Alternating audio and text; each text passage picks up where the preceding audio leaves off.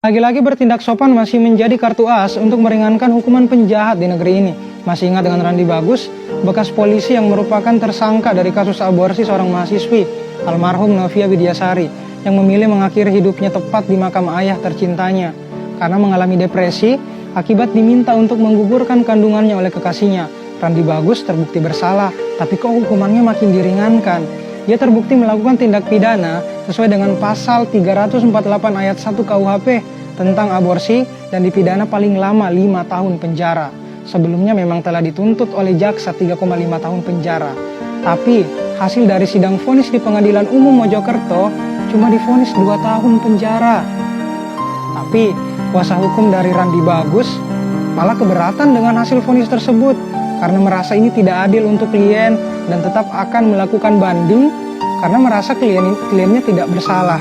Kalau memang tidak bersalah, kenapa nggak minta sekalian dibebasin aja? Minta keadilan.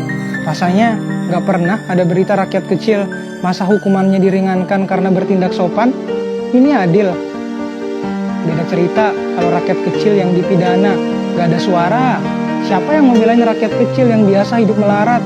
Mending belain pejabat yang punya kekayaan berlipat-lipat. Lucu. Kemudian, bukti. Apa kabar soal kasus nenek Minah yang divonis 1,5 tahun penjara karena mencuri 3 buah kakao yang harganya kurang dari 10.000? Apa kabar soal kasus pencurian sendal jepit butut anggota BRIMOB oleh seorang anak kecil di Palu? Dia dihukum 5 tahun penjara. Prosesnya pun janggal. Didakwa mencuri sendal Eiger, bukti yang dihadirkan malah sendal Ando. Kemudian tidak ada saksi dalam hal ini. Keluarga korbanlah yang harusnya menuntut keadilan, bukan kalian. Sehat-sehat buat semua keluarga almarhum Novia Widyasari.